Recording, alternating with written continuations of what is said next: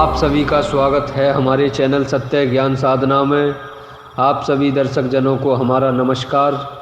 तो आज दर्शकों हम आपको एक विचित्र विद्या के बारे में बताते हैं, विचित्र साधना, जो कि साधना ये ऐसी है कि ऐसी साधनाएं लुप्त ही होती जा रही हैं। बहुत ही कम सिद्ध पुरुष ऐसे बचे हैं जो कि ऐसी साधनाओं के बारे में ज्ञान रखते हैं। और ये तो हमारे गुरु का आशीर्वाद है कि जो कि आज हम आप लोगों के बीच ऐसी विचित्र साधनाएं, विचित्र ज्ञान और विचित्र विद्याओं के बारे में ज्ञात कराते हैं।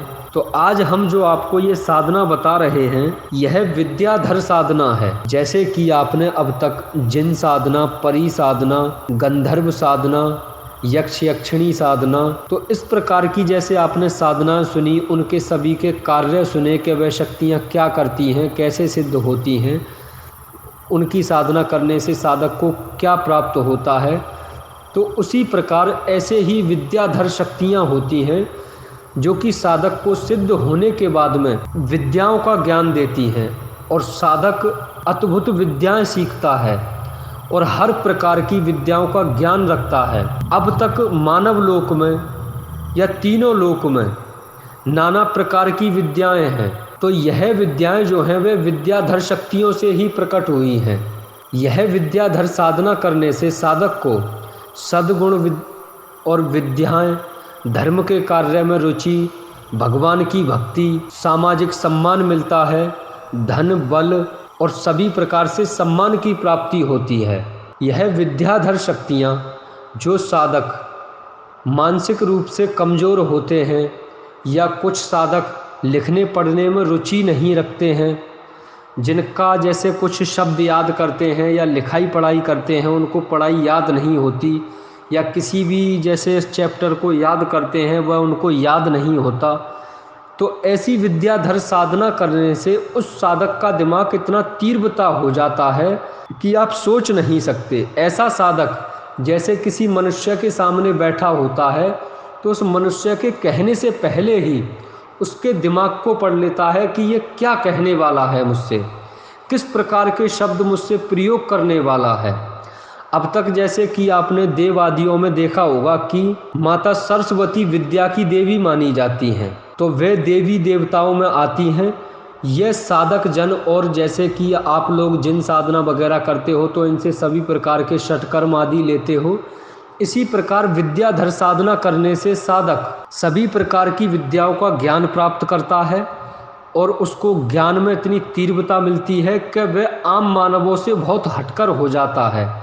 एक विद्यापति कहला सकता है अपने आप को, क्योंकि किसी भी किताब को जब साधक पढ़ता है तो वो उसको ऐसे याद हो जाती है जैसे कि उस किताब को उसने वर्षों से पढ़ रखा हो। ये विद्यापति जो हैं, जैसे कि हमने अपनी हर वीडियो में बताते आते हैं कि हर शक्ति का एक अपना लोक होता है, जैसे पितृलोक, गंधर्व लोक, यक्ष यक्षिणी लोक, तो उसी प्रकार विद्याधरों का भी एक अपना लोक है। इनका लोक जो है गंधर्व लोक से ऊपर आता है। तो ये विद्यापति आज भी अपने लोक में 44,000 करोड़ की संख्या में निवास करते हैं। सबके अपने अपने नाम होते हैं अलग अलग, जैसे कि शाल्या सेतु विद्यापति, वस्तुपति विद्यापति, रत्नग विद्यापति और विद्यापति। इस प्रकार सभी के अपने अपने नाम होते हैं। तो इनकी साधना करने से साधक को सभी धन से लेकर और विद्याओं का तीव्रता ज्ञान मिलता है। अगर ऐसे साधनाएं 18 वर्ष आयु या जो स्टूडेंट हैं या जो अब तक कॉलेजों में लिखाई पढ़ाई कर रहे हैं, ऐसे साधक अगर ऐसी साधनाएं कर लेते हैं तो उनमें आप ऐसे समझें कि किताब को पढ़ने की ऐसी एक अद्भुत रुचि आ जाती है कि उनकी आंखों में वो किताब बस जाती है। ये विद्यापति ऐसी अपने साधक में शक्ति प्रदान कर देते हैं। साधक अपने आप मार्ग ढूंढने लगता है, नई नई विद्याओं को लिखने लगता है। कोई जैसे कॉपी किताब या कुछ भी सही उसको ऐसे याद हो जाता है कि उसका मानसिक स्वरूप संतुलन में रहता है। तो चलिए आपको इनकी साधना बताते हैं कैसे करनी है। यह साधना आप किसी भी देवालय में कर सकते हैं या कहीं भी, जैसे शिव जी का देवालय है, शिव देवालय में कर सकते हैं। यह साधना आपको पूर्णिमा से आरंभ करनी होती है। 21 माला का जाप करना है। माला रुद्राक्ष की या स्फटिक की ले लें। दिन शुक्रवार या सोमवार, दिशा रहेगी आपकी पूर्व। तो आपको जो इस साधना को करने से पहले, जैसे कि हम हर साधना में बताते हैं, भगवान शिव, माता पार्वती, भगवान गणेश, बाबा गुरु गोरखनाथ, अपने इष्ट देव, पितृदेव, स्थान देव, गुरु पूजन, यह सभी का 10-10 उपचार पूजन कर लें। इन सभी से आशीर्वाद लें कि आप इस साधना में सफल रहें। फिर आपको यह किसी भी माह की पूर्णिमा से आरंभ कर लें। इसमें जो सामान सामग्री हैं वह हमने सभी लिख कर दी हुई हैं। आवाहन, सफ़ेद आसन और मीठे तेल का दिया, थोड़ा सा सफ़ेद चंदन चूरा, सफ़ेद पुष्प, तांबुल, भोग में खीर रखनी है या सफ़ेद मिठाई रख सकते हैं, वस्त्र, दक्षिणा, जल का लोटा। तो इस प्रकार आप इसमें सभी सामान सामग्री एकत्रित करके 8 दिन पहले से ब्रह्मचर्य का संकल्प ले लें। संकल्प लेने के पश्चात आप इस साधना का अनुष्ठान आरंभ कर दें।